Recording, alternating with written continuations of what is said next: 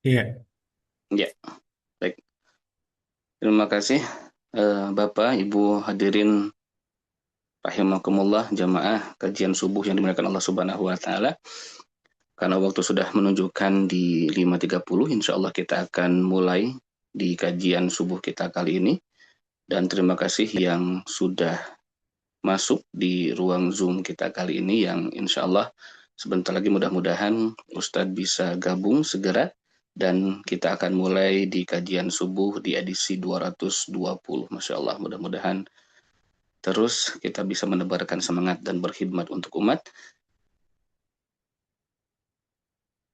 Dan insya Allah kita akan mulai terlebih dahulu pembukaan dan yang lainnya. Dan bagi Bapak, Ibu, para asatiz dan asatizah ataupun para jamaah, silakan disiapkan segala sesuatunya dan juga nyamankan dirinya supaya kita bisa mendengarkan dan juga mengikuti kajian subuh kita kali ini dengan nyaman dan insya Allah kita akan mendapatkan keberkahan. Bismillahirrahmanirrahim. Assalamualaikum warahmatullahi wabarakatuh. Auzubillahi bismillah alhamdulillah wassalatu wassalamu ala rasulillah wa ashabihi wa mawala. Asyhadu an la ilaha illallah wa asyhadu anna Muhammad abduhu wa rasuluhu la nabiyya ba'da. Allahumma shalli ala Muhammad wa ala ali Muhammad.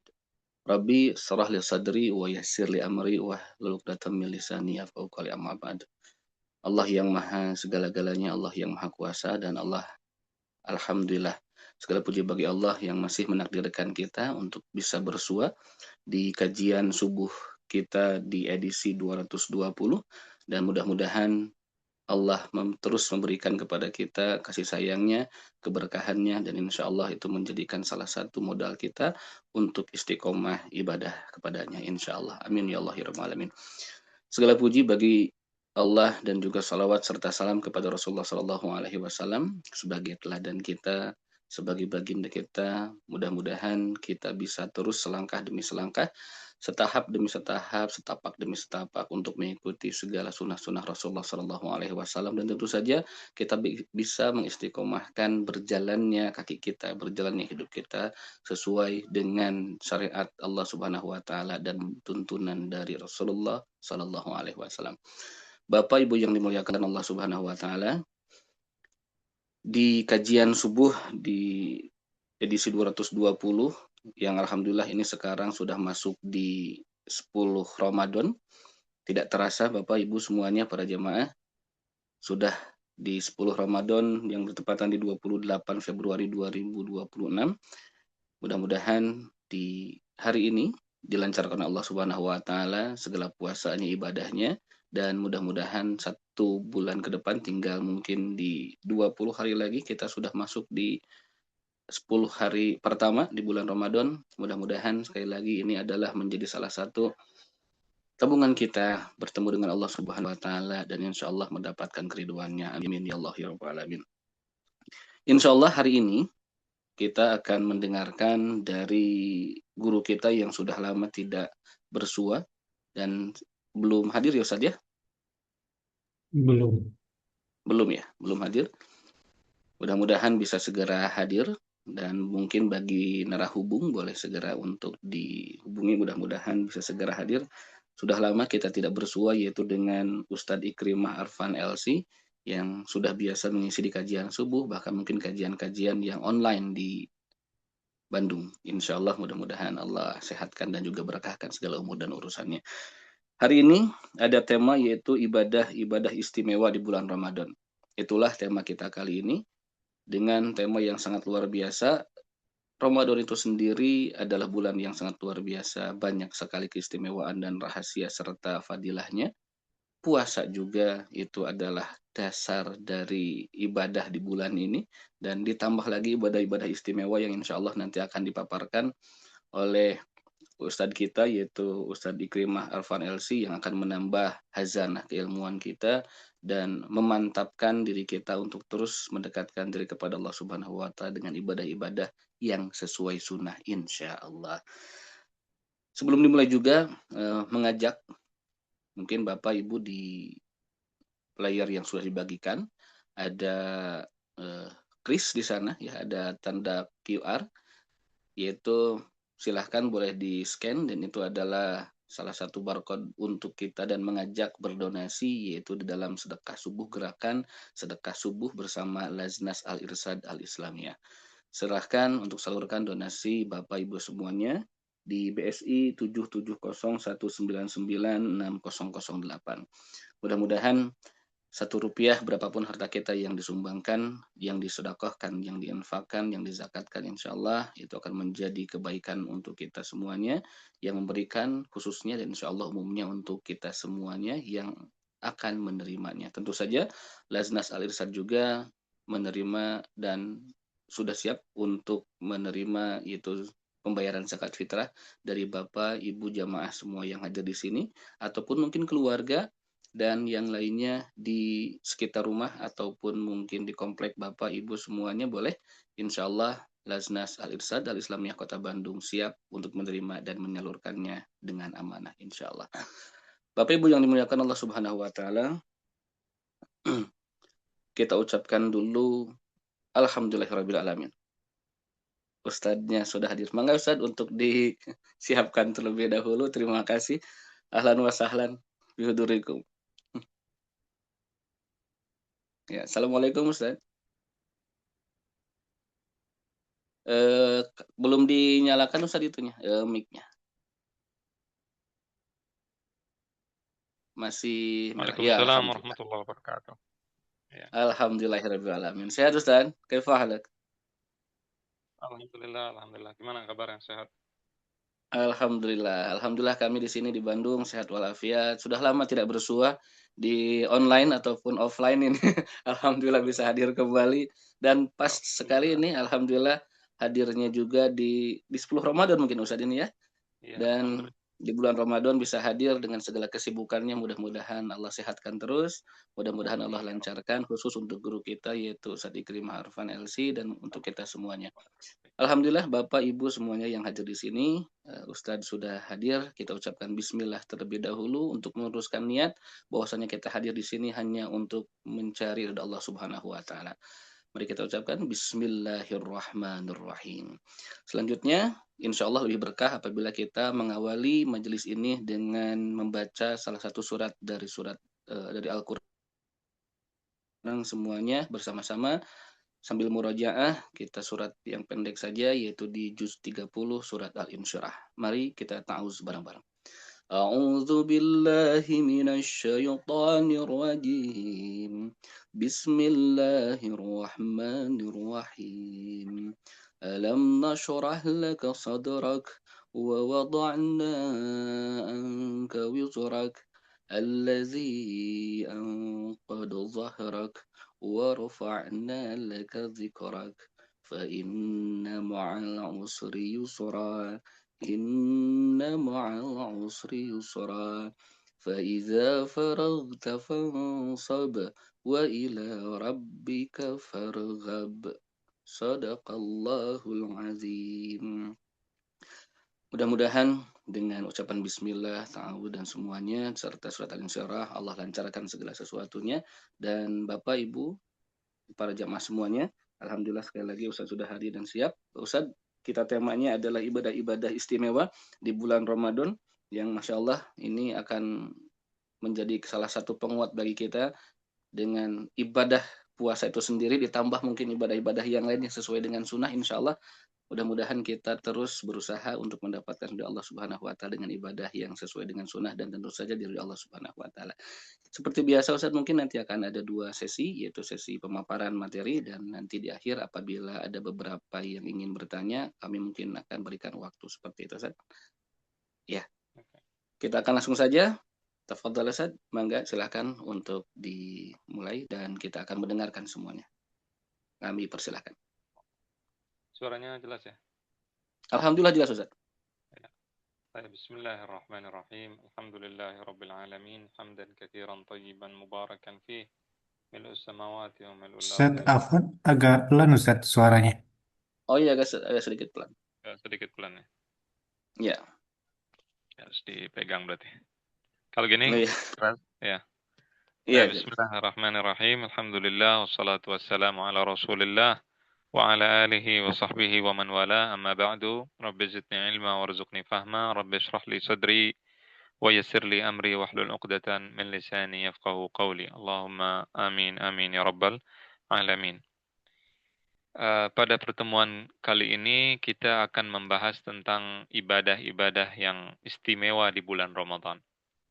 Tetapi sebelum saya membahas, ya saya mau meminta maaf dulu ini karena mungkin sebagian orang itu ketika membahas ibadah di dalam benaknya dia akan langsung berpikir yang akan kita bahas mungkin membaca Al-Quran, kemudian setelah membaca Al-Quran misalkan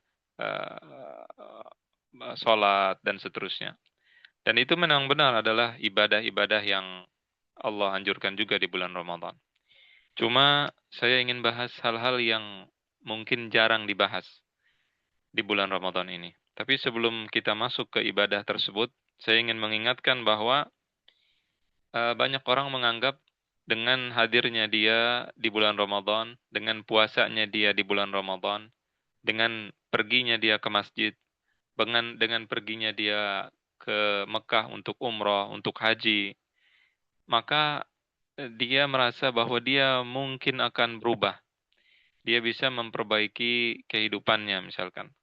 Atau dia bisa menjadi orang yang bertakwa. Karena tujuan daripada puasa adalah la'allakum tattaqun. Itu tujuan akhir puasa betul. Tetapi harus diingat bahwa Ramadan ini tidak akan bisa merubah siapapun. Ramadan, haji, umroh tidak akan bisa merubah seseorang. Bahkan Al-Quran sendiri bisa saja Al-Quran itu menyesatkan seseorang ketika membacanya. Rubba qari'in lil Quran wal Quran yal'anuh. Banyak orang baca Quran dan Quran melaknatnya. Ya, jadi Al-Quran melaknat orang yang membaca. Sebagian orang membaca Al-Quran dan dia munafik sebagaimana dijelaskan dalam hadis-hadis Nabi. Kalau begitu, bagaimana Al-Quran, kemudian puasa, kemudian haji, kemudian umroh, kemudian ibadah-ibadah yang lain itu bisa merubah seseorang? Perubahan itu hanya dengan dua hal saja, tidak ada cara ketiga untuk bisa merubah diri kita. Kalau kita mau berubah, tidak bisa berubah kecuali dengan dua hal saja, tidak bisa kecuali dengan dua hal tersebut. Ini penting sekali.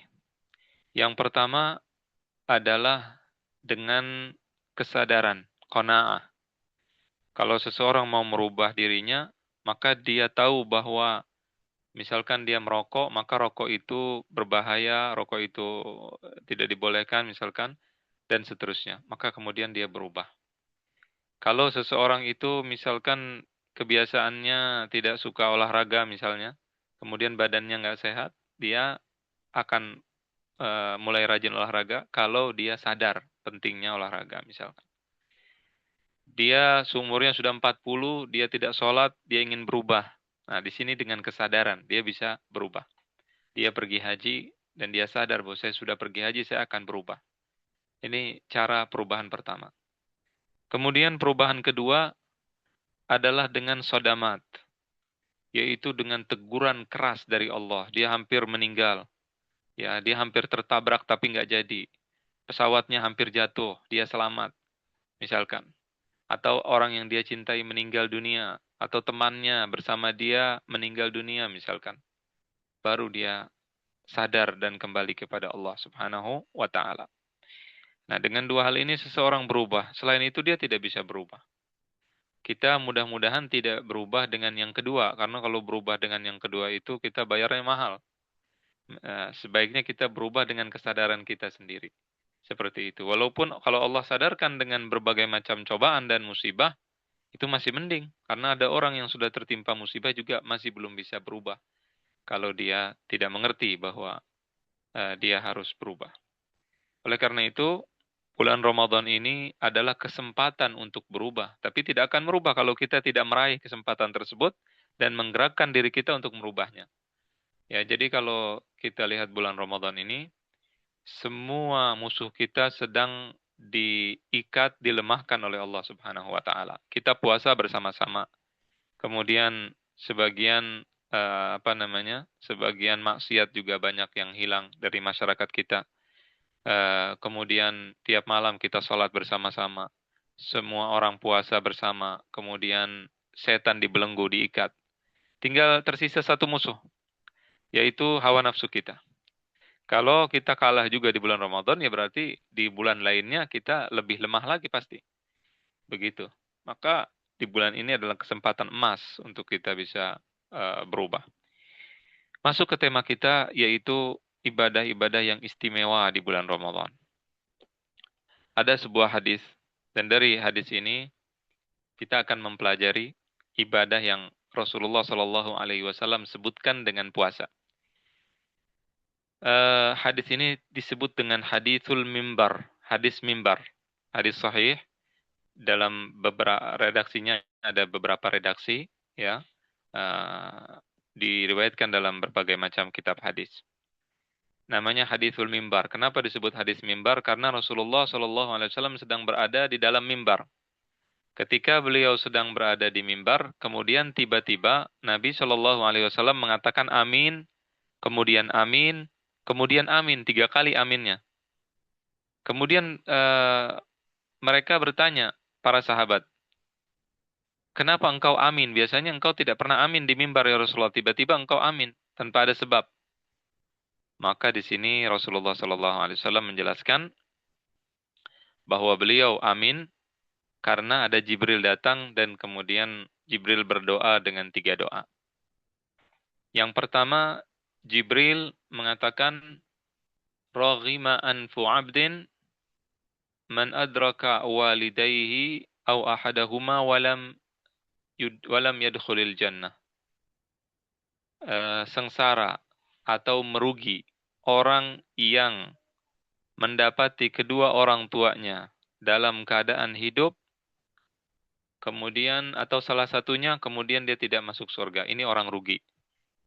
Maka Rasulullah SAW menjawab, amin. Jadi Jibril berdoa dan yang menjawab Nabi. Itu bayangkan bagaimana mustajabnya itu. Yang doa Jibril, yang aminkan adalah Nabi. Kemudian kemudian Jibril mengatakan, Raghima anfu abdin man adraka Ramadan walam yughfar lah. Juga sengsara serta merugi orang yang mendapati bulan Ramadan kemudian tidak diampuni juga dosanya. Jadi kita sekarang berada di bulan Ramadan nih. Kalau kita tidak diampuni dosa kita, maka kita merugi. Yang terakhir, raghima anfu abdin man dzukirtu indahu falam yusalli alayya. Merugi orang yang kalau nama Nabi disebutkan, dia tidak mengucapkan salawat kepada Nabi kita Muhammad sallallahu alaihi wasallam.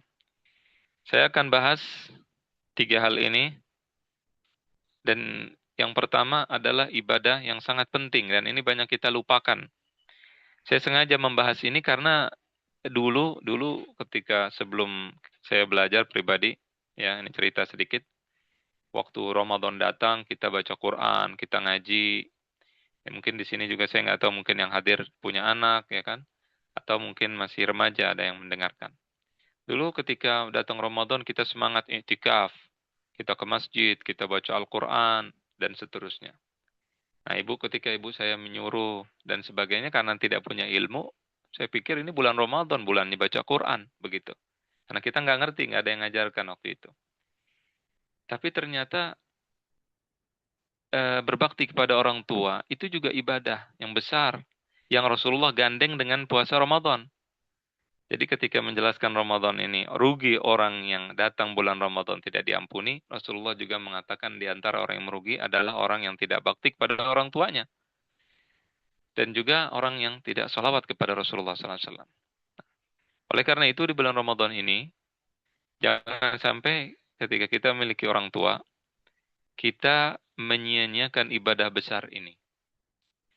Ibnu Abbas radhiyallahu anhu, beliau mengatakan, Thalathun la yuqbalu illa bithalath. 3 tidak akan diterima kecuali dengan 3. 3 perkara tidak akan diterima kecuali dengan 3 perkara. Yang pertama adalah as-salah waz-zakah. Salat dan zakat. Salat tidak akan diterima kecuali dengan zakat. Allah berfirman, wa aqimus shalah wa atuz zakah.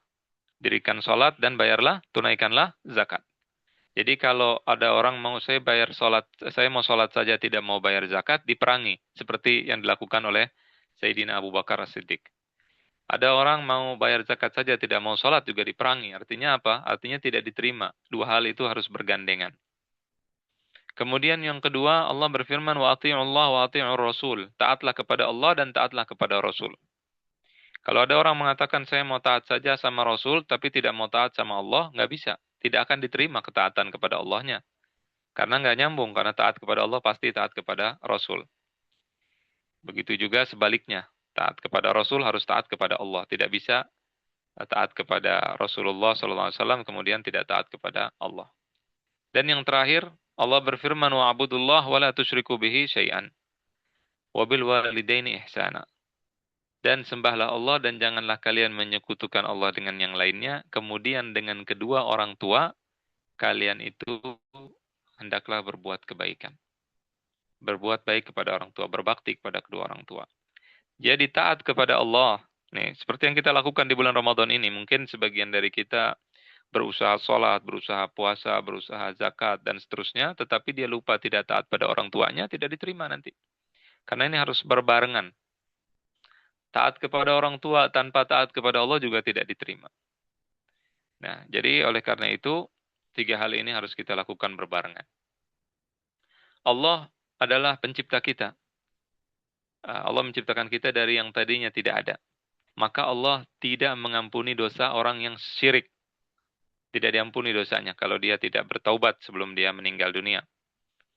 Begitu juga orang yang durhaka pada orang tuanya. Karena orang tua penyebab kita ada dari tadinya kita tidak ada. Dia mirip seperti, ya ini kita tidak samakan Allah dengan makhluk. Tetapi hanya ingin menjelaskan saja bahwa dia mirip. Allah yang menciptakan kita dari yang tidak ada, ibu kita penyebab kita juga dari yang tidak ada menjadi ada. Orang tua kita, ayah dan ibu kita. Yang membuat kita seperti sekarang adalah orang tua kita. Oleh karena itu kita berkewajiban untuk taat kepada kedua orang tua kita. Kemudian juga Allah berfirman wabil walidaini ihsanan. Allah tidak mengatakan wa ilal walidain, tapi bilang wabil walidain. Apa bedanya wabil walidain dan ilal walidain? Ada seorang penyair mengatakan ahsin ilan nasi tasta'bid qulubahumu fatalama sta'badal insana ihsanu. Kita kalau mau memperbudak dalam tanda kutip manusia, maka caranya adalah dengan berbuat kebaikan kepada mereka. Selama kalau kita baik kepada mereka, mereka itu akan taat kepada apa perkataan kita. Itu perkataan seorang penyair. Dia mengatakan ahsin ilan nas. Ya, berbuat baik kepada, pakai ila, kepada. Cara berbuat baik ahsin ila artinya adalah kita berbuat baik secara langsung atau tidak langsung. Misalkan ada orang datang, kemudian saya suruh kasih uang, tapi yang kasih bukan saya. Saya kasih anak saya nih, anak saya suruh sampaikan pada orang itu, kasih uang ini. Ini namanya berbuat baik kepada orang tersebut. Kita yang berbuat baik juga. Bisa langsung saya kasih uangnya, bisa tidak. Tapi saya yang berbuat baik. Dengan berbakti kepada orang tua ini berbeda. Allah tidak bilang ila. Allah bilangnya wabil walidain. Dan dengan kedua orang tua. Kata para ulama bahasa Arab, ba ini untuk ilsok. Ilsok itu artinya kita sendiri yang melakukan. Kalau kita punya orang tua, ayah kita, ibu kita, minta anterin ke pasar, kemudian kita bilang kepada supir kita supaya dia mengantarkannya, misalkan kita punya supir, maka itu belum disebut wabil walidain ihsanan. Itu namanya ihsan ilal walidain. Ila. Kita berbuat baik kepada orang tua. Tapi tidak termasuk dalam ayat yang disebutkan. Kalau ayat ini harus kita sendiri yang antarkan orang tua kita yang bawa mereka ke pasar. Kita sendiri yang berusaha. Dua-duanya bagus. Bukan tidak bagus, tetapi usahakan kita sendiri yang melakukan hal tersebut. Supaya kita mengamalkan ayat ini. Kalau tidak mampu, kita benar-benar sudah berusaha, baru kita boleh menyuruh orang lain. Nah, kemudian misalnya di rumah ibu kita, kalau kita perempuan, ya kita ingin membantu masak, jangan suruh pembantu, kita sendiri yang membantu dengan memasak, kemudian mengambilkan air, kemudian kita yang melakukan sendiri perbuatan-perbuatan kebaikan kepada orang tua kita. Bukan diwakilkan, bukan nyuruh anak kita, bukan nyuruh cucu kita, bukan, tapi kita sendiri yang datang dan uh, membantu orang tua kita. Jadi ini yang penting yang harus kita ketahui. Kemudian yang kedua juga Allah ketika menyebutkan durhaka, kata-kata durhaka, Allah menyebutkan dengan hal yang paling kecil. Wala taqul lahuma uff uff. Jangan lakukan uff itu kata para ulama, ijma para ulama mengatakan yang dimaksud bukan kalimat uff, tapi apapun bentuk penolakan, bentuk keberatan atas permintaan orang tua kalau kita butuh sesuatu atau orang tua kita butuh sesuatu dengan kita. Jadi kalau bahasa tubuh kita menolak, itu sudah durhaka. Allah sebutkan yang paling ringan. Jadi jangan bicarakan orang yang memukul orang tuanya, kemudian taruh orang tuanya di panti jompo, kemudian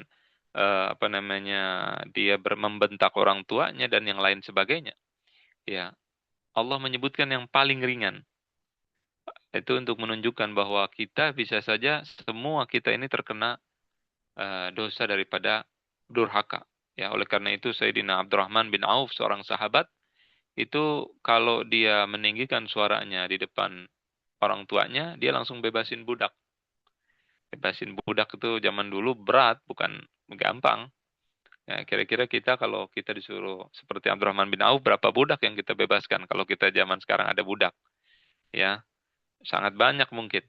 Jadi oleh karena itu kita berhati-hati ya dan bertaubat kepada Allah atas yang kita lakukan dan kita memperbaiki insya Allah ke depan agar kita lebih baik lagi. Kemudian juga Allah Subhanahu wa taala berfirman, wala tanharhuma, dan jangan bentak mereka berdua. Jadi tidak boleh berkata apalagi membentak, apalagi memukul dan yang lainnya. Ukuk atau durhaka ini dikedepankan hukumannya di dunia dan di akhirat. Ya, di dunia diberikan hukuman di dunia sebelum di akhirat nanti. Ya, apalagi di akhirat. Dan berbakti kepada orang tua ini tidak ada hubungannya dengan kebaikan orang tua atau kejelekannya. Ini harus kita pahami. Karena sebagian orang mungkin menganggap orang tua saya tidak baik, orang tua saya begini, orang tua saya begitu. Tidak ada hubungannya. Orang tua ini memiliki keistimewaan, kekhususan dari Allah. Kalau dia kafir, jadi jangankan orang tua kita tidak baik, tidak sholat, tidak puasa, tapi kalau dia kafir, Allah berfirman, kalau mereka kafir nyuruh kita kepada kesyirikan, nggak boleh kita ikutin. Tetapi Allah berfirman, وَصَاحِبْهُمَا فِي الدُّنْيَا مَعْرُوفًا. Pergaulilah mereka berdua dengan baik. Jadi kalau mereka orang kafir, kita disuruh bergaul dengan mereka dengan terbaik, dengan cara yang baik. Jadi di dunia mereka bagaimanapun, kita tetap disuruh untuk berbuat yang baik kepada mereka. Kemudian Allah mengatakan, وَخْفِدْ لَهُمَا جَنَاحَ الذُّلِّ مِنَ الرَّحْمَةِ. Kita disuruh untuk menebarkan sayap rahmat, kasih sayang. Tidak boleh terbang. Nggak boleh terbang dengan di depan orang tua kita. Maksudnya apa? Artinya kalau saya direktur, saya punya pangkat, saya punya jabatan, saya dokter, saya ustadz, saya insinyur, itu tidak berlaku di depan orang tua kita, nggak berlaku. Nggak boleh kita merasa tinggi dan terbang di atas orang tua kita. Orang tua kita tidak bisa baca, tidak bisa nulis, kita tidak boleh merasa diri kita lebih hebat daripada orang tua kita. Kita harus pura-pura bodoh di depan mereka. Ada seorang anak yang bapaknya ini punya satu perusahaan. Tapi bapaknya ini sudah stroke, tidak bisa memimpin perusahaan tersebut. Tapi karena anaknya berbakti, tiap hari anaknya membawa orang tuanya itu ke perusahaannya. Kemudian kalau ada apa-apa, semua orang disuruh ngomong sama bapaknya. Ya, artinya bapaknya datang seolah-olah dia adalah direkturnya di situ. tidak dia copot dalam keadaan apapun. Ya, selama bapaknya tersebut mau datang. Jadi tanya bapaknya mau ke kantor, dia bilang iya, maka dibawa dan diperlakukan seperti direktur di situ. Artinya ini menunjukkan bahwa seorang anak juga tidak boleh merasa dirinya lebih tinggi daripada kedua orang tuanya. Ya, dan juga Allah menyuruh kita untuk bersyukur kepadanya dan juga kepada kedua orang tua. Anishkur li wali walidaika. Anishkur li wali walidaika ilayyal masir. Wa ilayyal masir. Suruh bersyukur kepada Allah dan juga kepada kedua orang tua kita. Nah, ini penting sekali. Jangan sampai kita ibadah, kita sholat, kita puasa, kemudian kita membaca Al-Quran di bulan Ramadan ini, kemudian kita tidak tidak berbakti kepada kedua orang tua kita. Ya, dan di dalam uh, berbagai macam hadis, para ulama mereka juga membuat di dalam kitab-kitab hadis mereka bagaimana caranya kita bersilaturahim dengan kedua orang tua yang musyrik. Ya, jadi itu dipelajari dan dianjurkan dan diberitahukan bagaimana caranya, adabnya. Kalau mereka nyuruh kepada kekafiran tidak boleh kita ikuti, tetapi tetap kita menghormati mereka dan juga tetap kita menyayangi mereka dan kita pergauli dengan baik di dunia. Dan juga para ulama mengatakan bahwa berbaktinya kita kepada kedua orang tua itu akan bisa menghapus dosa-dosa kecil. Sebagian mengatakan dosa kecil dan dosa besar. Seseorang datang dalam sebuah hadis dikatakan dan mengatakan, ya Rasulullah, aku puasa, aku zakat, aku haji, aku umroh. Apa untukku ya Rasulullah? Kata Rasulullah SAW, engkau begini, engkau bersama siapa? Para syuhada, para salihin, para anbiya. Syaratnya satu, malam ta'uqqa walidaik, selama engkau tidak durhaka kepada kedua orang tuamu. Jadi ini yang penting, pertama, yang harus kita ketahui. Kemudian ini ibadah yang pertama. Jadi kalau saya tanya ibadah pertama apa? Birrul walidain, berbakti kepada kedua orang tua. Kemudian ibadah yang kedua adalah ibadah puasa. Jadi ibadah yang terbaik di bulan Ramadan apa? Ya puasa. Dan puasa ini memiliki keistimewaan yang sangat banyak sekali. Saya akan gabungkan pembicaraan tentang puasa dan sholawat. Karena dua-duanya memiliki banyak kemiripan. Ini jangan sampai kita, kalau kita sibuk, saya kepala sekolah, saya guru, kemudian saya kerja di luar, sibuk, saya supir, apapun pekerjaan kita. Kalau baca Quran susah, harus megang mushaf misalkan. Ya, harus ada waktu khusus kalau kita tidak hafal. Nah, ibadah ini, sholawat kepada Nabi ini bisa kita lakukan di mana saja. Kita bisa bersolawat. Dimanapun, dalam keadaan apapun. Berwudu, tidak berwudu, boleh sholawat. Dalam keadaan tidur, berbaring, dalam keadaan duduk. Ya. Pertama, kemiripan dan keistimewaan ibadah puasa dengan ibadah sholawat adalah yang pertama, perintah untuk sholawat dan perintah untuk puasa. Allah perintahkan kepada orang-orang yang beriman khusus. Allah berfirman, ya ayyuhalladzina amanu kutiba alaikumussyam. Wahai orang-orang yang beriman. Nah, jadi panggilan untuk orang beriman. Ini yang pertama. Ibadah sholawat juga Allah perintahkan kepada orang yang beriman saja. Ya ayyuhalladzina amanu sallu alaihi wasallimu taslima. Ini pertama. Jadi sama-sama ditujukan kepada orang yang beriman. Kemudian ibadah puasa juga keistimewaannya adalah Allah nisbatkan satu-satunya ibadah. Badaniyah, ibadah fisik. Satu-satunya ibadah fisik yang Allah nisbatkan kepada zatnya yang mulia. As-siyamu li. Puasa untukku, kata Allah. Jadi Allah mengatakan ini puasa untukku. Kullu amal ibni Adam lahu. Semua amal ibnu Adam, anak Adam itu untuknya. Salat kita untuk kita. Zakat kita, pahalanya untuk kita. Kemudian semuanya ibadah-ibadah tersebut untuk kita. Kecuali puasa untukku, kata Allah. Jadi Allah nisbatkan ibadah tersebut kepada zatnya yang mulia. Dan satu-satunya ibadah ya yang bukan yang non fisik yang Allah katakan Allah melakukannya dan Allah nisbatkan kepadanya, pada zatnya yang mulia adalah salawat kepada Nabi. Allah berfirman, innallaha wa malaikatahu yusalluna 'alan nabi. Allah tidak nyuruh kita, wahai orang beriman, salawat, tidak. Tetapi Allah duluan yang melakukan, dan Allah mengatakan sesungguhnya Allah. Jadi Allah duluan mulai. Kalau sholat, Allah tidak bilang, aku sholat, enggak. Kalau zakat, Allah tidak bilang, saya zakat duluan, enggak. Tapi salawat Allah katakan, innallaha wa malaikatahu yusalluna 'alan nabi. Allah yang memulainya. Kemudian yang ketiga, mirip antara puasa dengan salawat, keistimewaannya adalah bahwa ibadah puasa menyerupai ibadah malaikat. Jadi kalau kita puasa itu kita tidak makan dan tidak minum, dan juga malaikat itu tidak makan dan tidak minum. Maka kita sedang menyerupai malaikat. Malaikat tidak makan dan tidak minum. Ya. Kemudian kalau kita sholawat juga menyerupai malaikat. Karena ibadah tadi dilakukan malaikat. Tadi saya katakan. Innallaha wa malaikatahu. Allah dan para malaikatnya. Yusalluna 'alan nabi. Sholawat kepada Nabi. Jadi dua ibadah ini adalah ibadah yang dilakukan oleh malaikat dan mirip-mirip dengan yang dilakukan oleh malaikat. Kemudian setelah itu, di antara keistimewaan daripada ibadah puasa dan juga ibadah sholawat, ya, Allah mengatakan bahwa puasa ini tidak dilakukan oleh orang munafik.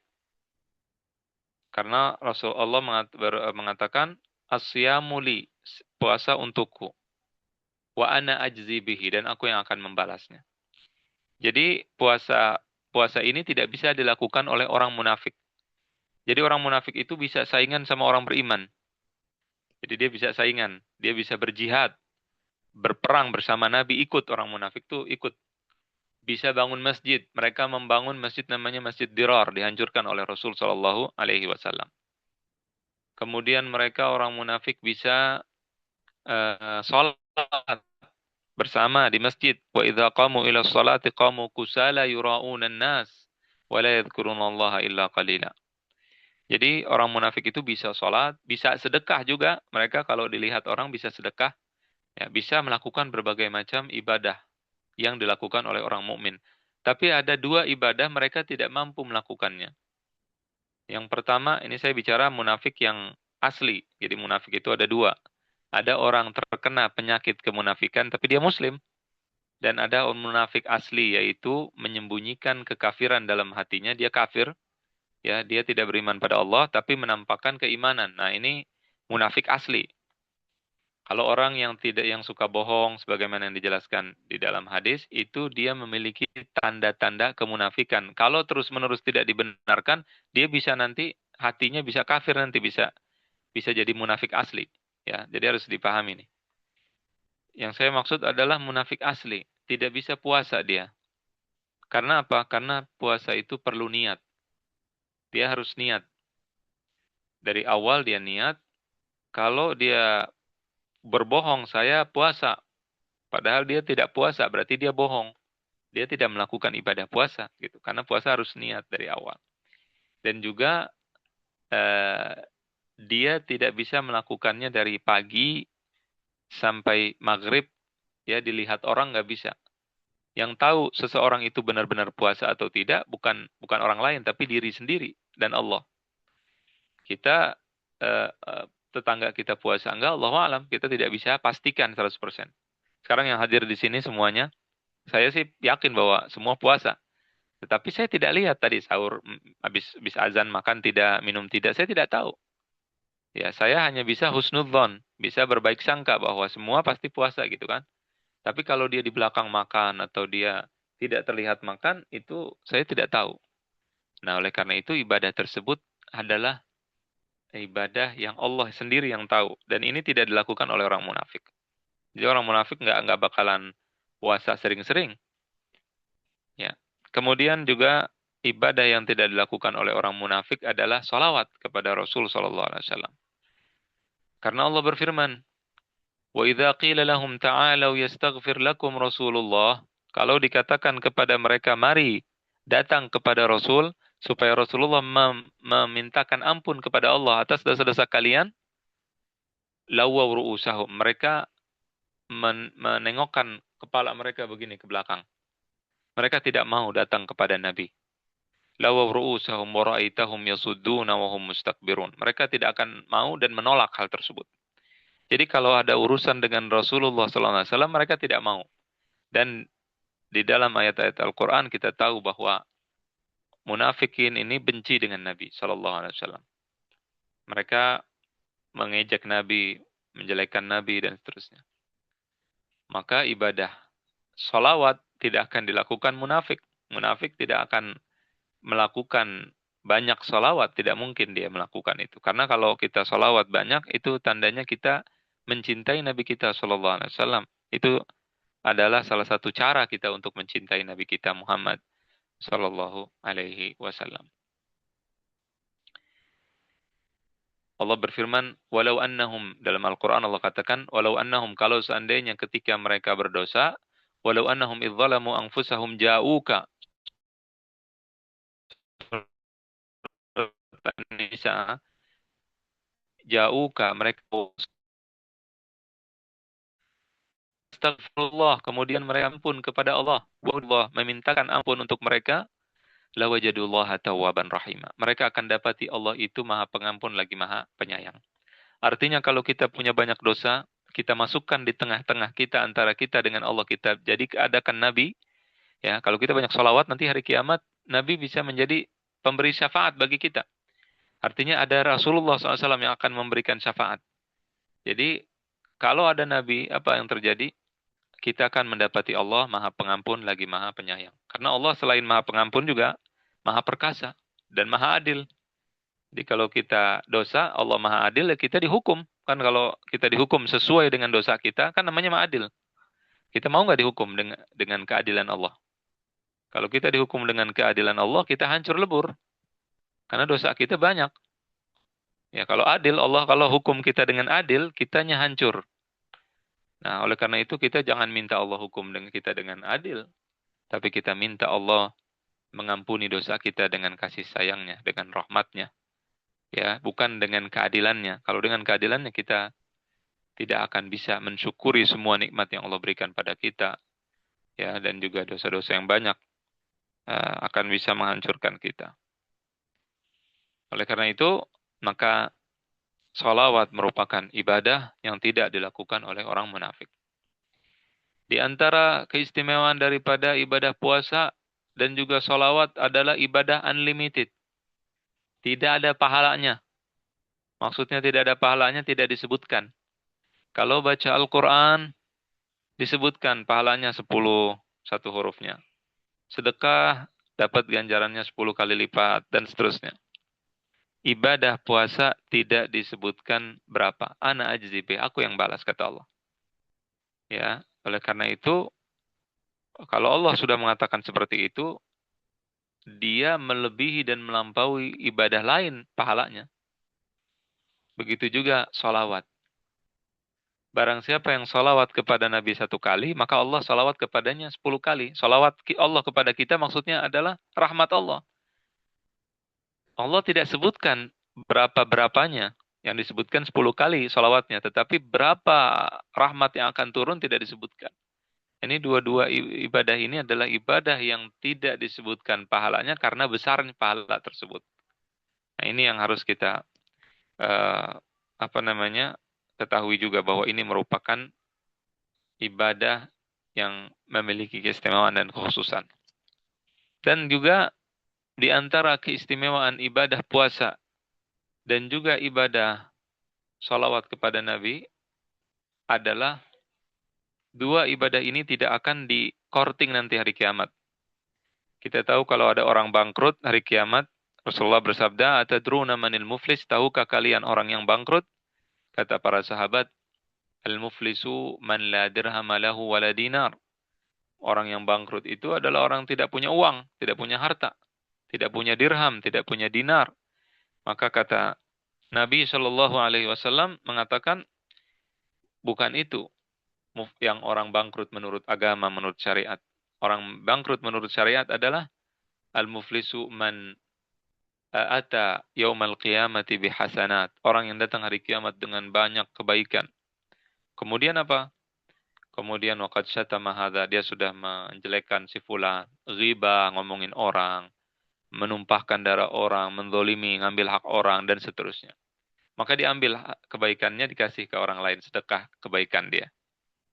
Semua pahala kita dalam riwayat lain dikatakan dia datang dengan sholat, dengan zakat, dengan haji. Tidak disebutkan puasa. Puasa tidak bisa diambil. Karena puasa tidak, kenapa? Untuk Allah. Asyam li. Nah kita kalau mau perbanyak ibadah, makanya jangan cuma di bulan Ramadan juga kita puasa. Selain bulan Ramadan kita perbanyak. Kalau mau ibadah yang tidak disedekahkan ke orang lain, ya walaupun kita bangkrut, maka perbanyaklah puasa Ramadan. Perbanyaklah puasa, afwan. Puasa Ramadan, puasa wajib dan juga sunnah. Diperbanyak sebanyak-banyaknya. Termasuk juga sholawat. Karena sholawat kita disampaikan kepada Rasul SAW, maka tidak diambil oleh orang lain. Begitu. Maka dua ibadah ini terjaga daripada kebangkrutan nanti pada hari kiamat. Terakhir, ibadah puasa tidak masuk, ibadah yang tidak kemasukan riya. Jadi ibadah puasa ini tidak kemasukan riya. Begitu juga sholawat tidak kemasukan riya. Kalau puasa tidak masuk riya, riya itu kan pengen dilihat orang. Ibadah puasa tidak bisa pengen dilihat orang. Karena yang melihat cuma Allah. Tadi saya katakan. Tidak ada yang bisa lihat ibadah puasa kita full dari habis subuh sampai maghrib. Nggak ada yang bisa. Nah, kalau kita ke kamar mandi, mohon maaf, terus kita minum air, nggak ada yang tahu. Kalau kita sendirian. Tidak ada yang bisa melihat kita 24 jam atau selama kita puasa secara penuh, nggak bisa. Maka tidak kemasukan riya, kata para ulama. Termasuk juga ibadah sholawat. Sebagian ulama, sebagiannya mengatakan tidak masuk riya. Kenapa? Karena kita berdoa, ya Allah sholawatlah kepada, Allahumma sholli artinya ya Allah sholawatlah kepada Nabi Muhammad. Allah akan mengabulkan doa kita dan akan menerima bagaimanapun keadaan kita dengan sholawat tersebut. Ya Allahumma sholli ala Muhammadin. Karena Allah ketika kita berdoa, sholawat kepada Nabi, Allah dengan sholawat kita meninggikan terus derajat Nabi kita Muhammad Sallallahu Alaihi Wasallam. Ya, maka seorang ulama mengatakan, para ulama mengatakan, adimin salata ala Nabi Muhammadi. Selalulah kita sholawat kepada Nabi. Faqabuluha hatman bi ghairi taraddudi. Karena apa? Karena diterimanya itu pasti tanpa keraguan. Kullul a'mali bainal qabuli wa raddiha. Semua amal itu di antara bisa diterima bisa tidak illa salata ala Nabi Muhammadi. Kecuali salawat kepada Nabi Muhammad sallallahu alaihi wasallam. Ya, ini jadi tiga ibadah ini kita lakukan di bulan Ramadan dengan menghadirkan ya tadi hal-hal yang tadi keistimewaannya agar kita ketika puasa kita senang. Jangan merasa terpaksa begitu. Ya, selain juga memang puasa juga bagus untuk kesehatan sebenarnya kita ketahui, tapi bukan itu tujuan kita. Tujuan kita adalah menjalankan perintah Allah dan juga tadi keistimewaan tadi kita ketahui. Terakhir yang sholawat. Saya kenapa bahas sholawat nih? Tadi kan sudah birrul walidain, karena disebutkan dalam satu hadis. Birrul walidain, kemudian puasa, kemudian sholawat. Ini sebenarnya sudah meringkas seluruh ibadah yang harus kita lakukan di bulan Ramadan. Ketika kita perbanyak sholawat pada Rasulullah SAW, per hari 1000 kali, 2000 kali, terus perbanyak. Maka di sini kita selalu menghadirkan sosok Nabi kita Muhammad SAW sebagai suri tauladan. Oleh karena itu otomatis orang kalau sholawat udah otomatis dia harus apa? Menjadikan Nabi, menghadirkan Nabi dalam bulan puasa ini. Apa yang dilakukan Nabi oleh Nabi kita di bulan puasa, bulan Ramadan? Oh, Nabi sangat dermawan. Maka kita ikuti beliau. Kita pada saat di bulan Ramadan salawat kepada Rasulullah SAW. Kita lihat apa yang dilakukan Nabi di bulan Ramadan. Oh, beliau menghatamkan Al-Quran lebih banyak daripada bulan lainnya. Maka kita berusaha menghatamkan Al-Quran lebih banyak sebagaimana Rasulullah lakukan. Kita berusaha mencari tahu sendiri apa yang Rasulullah SAW lakukan. Ya, ibadah yang sering atau yang menonjol di bulan Ramadan yang sering Rasulullah lakukan adalah membaca Al-Quran. Kemudian yang kedua adalah dermawan. Rasulullah SAW dermawan. Ma qala la qattu illa fi tasyahudihi. Nggak pernah Nabi bilang tidak. Kecuali lagi tasyahud. Karena tasyahud harus bilang tidak. Asyhadu an la ilaha illallah. Aku bersaksi tidak ada Tuhan kecuali Allah. Laula tasyahudu lakana la'uhu na'am. Kalau bukan karena tasyahud, tidaknya Nabi itu iya. Nabi itu tidak pernah diminta oleh seseorang kecuali bilang iya. Bajunya sendiri kalau diminta beliau kasih, sallallahu alaihi wasallam. Makanya para sahabat itu marah kepada orang minta pada Nabi. Ada Karim, ada Jawad. Karim itu orang yang dermawan. Dermawan itu bahasa Arabnya Karim. Karim itu orang dermawan, dia kalau diminta memberikan. Di atasnya lagi ada namanya Jud, Jawad. Enggak diminta dia berikan. Tidak diminta, belum diminta dia sudah memberikan. Ada seorang datang kepada temannya, kemudian temannya ini bilang saya perlu uang, perlu sekian. Kemudian diberikan uang tersebut. Ketika temannya yang minjam uang sudah jalan, orang ini yang meminjamkan masuk ke rumahnya dalam keadaan menangis. Dia nangis, istrinya lihat. Nah, ketika dilihat istrinya, kamu kalau keberatan kenapa ngasih temanmu uang? Disangkanya dia nangis karena apa namanya? Karena dia memberikan uang lebih kepada temannya. Dia mengatakan, saya bukan nangis karena memberikan uang, tapi saya nangis karena memberikan uang ini setelah diminta.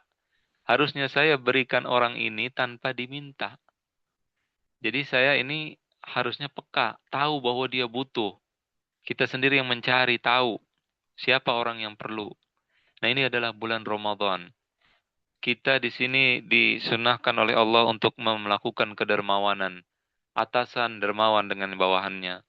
Ayah dermawan dengan keluarganya. Ibu juga. Kemudian dengan tetangganya, dengan orang yang fakir, dengan orang miskin, dengan semua orang kita disuruh dermawan. Nabi di bulan Ramadan, kalau di bulan-bulan lainnya beliau sangat dermawan, bukan dermawan lagi, sangat dermawan. Saya katakan tadi tidak pernah bilang tidak. Di bulan Ramadan beliau tidak ngerem lagi, sudah tidak ada remnya blong kalau bisa dibilang. Karrihil mursalah. Rasulullah itu dikatakan seperti angin yang kencang. Angin sangat kencang kalau dia sudah datang itu menerjang semuanya. Nah, itu sifat kedermawanan Nabi di bulan Ramadan.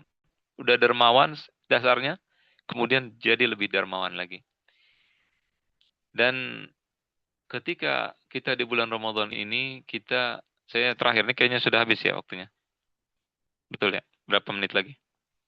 Kita ada sekitar 4 menit lagi, Ustaz, untuk penutupan nanti di akhir. Baik. Oke. Datang jawab juga ya? Iya. Ya. Terakhir saya ingatkan, ada 4 malam yang kita harus buru di bulan Ramadan. Malam yang pertama disebut Lailatul Nadhrah. Ini semua ada hadisnya, cuma saya singkat. Lailatul Nadhrah adalah malam Allah melihat kita dan diampuni dosa kita.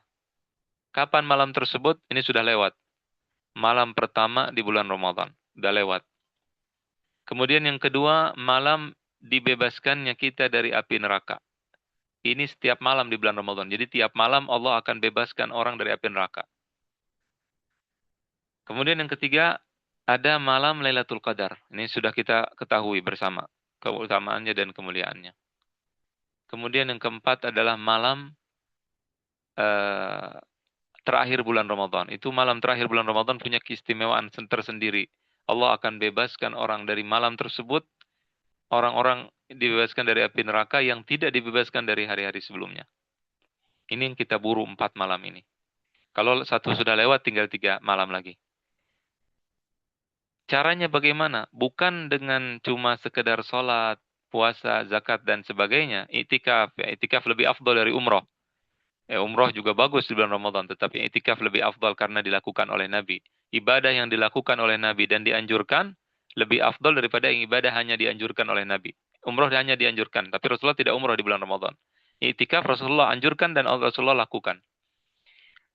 Maka di antara caranya adalah kita menghadirkan ya ibadah mencari Lailatul Qadar dan sebagainya juga bukan hanya dengan ibadah-ibadah ritual kita sholat itu bagus dan sebagainya, tetapi juga dengan sedekah ya dan juga dengan meringankan penderitaan orang-orang sekitar kita kalau kita punya kemampuan. Itu penting untuk kita lakukan dan juga yang mampu juga untuk mengirimkan bantuannya ke Palestina misalkan. Jangan lupakan di sana saudara kita ya. Terakhir ini benar-benar terakhir, doa ibadah puasa Ramadan sangat lekat dengan doa. Kalau saya ada waktu saya akan jelaskan dengan rinci, tapi karena waktunya sudah habis, saya sudahi dulu sampai di sini. Mudah-mudahan kita diterima amal ibadah kita di bulan Ramadan. InsyaAllah. Amin amin ya rabbal alamin. Jazakumullah khair. Alhamdulillah, Masya Allah, Tabarakallah. Ya, banyak sekali hal yang sangat luar biasa. Ini out of the box ya, yang biasa mungkin di beberapa masyarakat ketika menjelaskan tentang ibadah istimewa bulan Ramadan ternyata diawalinya dengan dua hal yang sangat fundamental untuk kita, yaitu tentang kesadaran diri. Bahwasanya semuanya ini adalah waktu yang sangat luar biasa untuk merubah, tetapi dengan ibadah-ibadah apapun itu bisa jadi tidak ada apa-apanya ketika memang tidak ada kesadaran diri untuk berubah. Masya Allah, terima kasih. Ustaz, ada pertanyaan ini saya bacakan terlebih dahulu. Ini dari Ustazah Rini. Ustaz izin bertanya terkait birrul walidain. Menurut hadis, orang yang paling banyak berhak menerima kebaikan dari kita diutamakan adalah ibu. Disebutkan 3 kali. Baru kemudian ayah. Namun kebanyakan ibu-ibu saat berinteraksi tanpa sadar seringkali bergibah. Dan ketika diingatkan atau dinasehati, kurang berkenan atau emosi. Bagaimana cara yang baik untuk menyikapinya, Ustaz? Ya kita cari cara yang bikin tidak emosi gitu. Ya kita pertama kita harus pintar gitu ya. Menasihati itu ada waktunya, ada caranya. Kalau orang kita nasihati jam 2 malam, kita gedor-gedor rumahnya misalkan sambil bawa golok, ayo sholat, sholat, nasihatnya bagus. Tapi caranya salah misalkan. Kita mungkin merasa kita bisa untuk menasihati, tetapi mungkin cara kita salah. Cara nasihati tidak mesti langsung. Kita bisa kirimkan misalkan ada ceramah, atau ibu kita di samping kita nggak sengaja kita pakai pasang tentang ghibah. Bukan kita yang nasihatin, biarin ibu kita dengar. Dia nggak dengar sekali, tapi jangan ketara gitu ya. Kalau ketara ibu kita ngamuk kan. Tapi jangan ketara bahwa kita sedang menyuruh dia mendengarkan. Tadi saya katakan bahwa urusan ibu kita ghibah, urusan ibu kita tidak baik, itu tidak ada hubungannya dengan kebaktian kita kepadanya. Kita harus berbakti kepada orang tua kita. Ya, kita kalau semakin kita dekat, kita bantu orang tua kita pijat dia misalkan, apa yang dia butuh kita berikan. Nanti lama-lama nggak disuruh dia akan nurut dengan kita. Itu udah ya, insya Allah begitu. Jadi jangan kita alihkan kalau dia ghibah, kita alihkan pelan-pelan. Pokoknya kita berusaha di situ. Dan itu adalah pahalanya orang yang lebih susah, orang tuanya yang lebih susah. Apa namanya? Orang tuanya tidak mudah kita berbakti kepadanya tidak mudah, cepat marah misalkan bawel misalkan ghibah, itu pahala kita lebih banyak di situ dan kewajiban kita tetap berbakti kepada kedua orang tua kita. Saya tadi lupa sedikit, kalau orang tuanya sudah meninggal gimana ya, ini saya tambahkan dengan cepat. Berdoa, kita disuruh doa yang banyak sebelum salam tuh tasyahud, setelah tasyahud innaka hamidum majid, doakan rabbighfirli wa liwalidayya warhamhuma kama rabbayani shaghira. Ulama-ulama salaf mengatakan doa di situ. Ya, jadi kita disuruh untuk berdoa. Satu, yang kedua kita disuruh untuk silaturahim dengan keluarganya, keluarga orang tua kita yang mereka itu yang mereka itu punya kedekatan dengan orang tua kita, tetangganya, siapa saja orang yang dekat dengan orang tua kita, kita juga dekat dengan mereka. Kemudian kalau orang tua kita punya kebaikan, maka kita sambung, jangan kita putus. Orang tua kita biasa sedekah, biasa ini kita lanjutkan. Ya, kita juga sedekah, niatkan untuk orang tua kita misalkan. Terus melakukan kebaikan untuk mereka dan juga tidak melakukan hal-hal yang buruk. Itu cara berbakti kepada orang tua yang telah meninggal. Allahu a'lam. Allahu a'lam. Masya Allah, luar biasa. Terima kasih kepada jemaah yang telah setia untuk hadir dan juga mendengarkan sampai di akhir sesi ini, dan juga Masya Allah terima kasih, syukran kasiran Ustaz atas ilmunya yang mudah-mudahan ini bisa kita amalkan dan juga kita bisa apa yang sebutnya dakwahkan kepada yang lain, sehingga kita ketika baik bukan baik sendiri tapi baik bersama-sama. Alhamdulillah ini adalah sesi terakhir. Sebetulnya ada pertanyaan ini, ada beberapa yang ingin bertanya ataupun saya sendiri sebetulnya bertanya, karena waktunya sudah tidak memungkinkan. Mudah-mudahan nanti ketika ada lain kesempatan insya Allah, karena tadi kata Ustaz ini akan ada perdalam tentang masalah doa, jadi mungkin nanti ada waktunya Ya, lagi insya Allah, mudah-mudahan kita bisa bertemu baik online ataupun offline. Sehat-sehat Ustadz semuanya, salam untuk sama-sama, insya keluarga Allah. dan mudah-mudahan semua kegiatannya dilancarkan Allah Subhanahu wa taala. Terima kasih atas Insya Allah. kesempatan hadir kita kali ini. Syukran Ustadz. Oh iya, Dan barakallah. iya, Bapak Ibu semuanya, alhamdulillah ini adalah sesi terakhir untuk kita di pertemuan 220 di kajian subuh kita kali ini di tanggal 10 Ramadan. Mudah-mudahan kita dalam keadaan sehat walafiat. Yang sedang bertugas, baik itu mungkin di sekolah Al Irsyad Islamiyah ataupun yang lainnya, selamat bertugas. Yang lagi sakit, semoga Allah sembuhkan segera, baik itu keluarga ataupun anaknya. Dan mungkin sebelum ditutup, apakah ada informasi terlebih dahulu, baik itu mungkin dari PC, PW ataupun yang lainnya? Pada Tidak ada. kesempatan kita tidak ada Tidak ya. ada. Baik. Kalau tidak ada, kami ucapkan terima kasih terlebih dahulu kepada PC Al Irsyad Al Islamiyah Kota Bandung dan juga Song Mirza dan juga semuanya, terutama guru kita yang sudah hadir di sini. Terima kasih. Saya sebagai MC Fajar Rahman Hujatul Islam mohon pamit undur diri, dan juga kita mudah-mudahan bisa bertemu lagi di lain kesempatan di waktu yang berkah insya Allah, tempat yang berkah insya Allah, dan jangan sampai lupa tadi, jangan sampai kita merugi atau menjadi orang yang rugi. Terima kasih, syukran kasiran. Mari kita tutup dengan ucapan Alhamdulillahirrabbilalamin. Astagfirullahaladzim. Subhanakallah wa bihamdika. Asyhadu alla ilaha illa anta. Astagfiruka wa atubu ilaih. Terima kasih. Assalamualaikum warahmatullahi wabarakatuh. Waalaikumsalam Waalaikumsalam warahmatullahi wabarakatuh.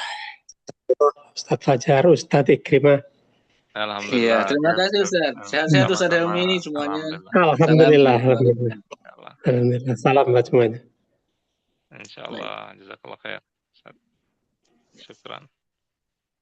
Silahkan kepada Bapak Ibu yang bisa mau melanjutkan kegiatannya, boleh lift.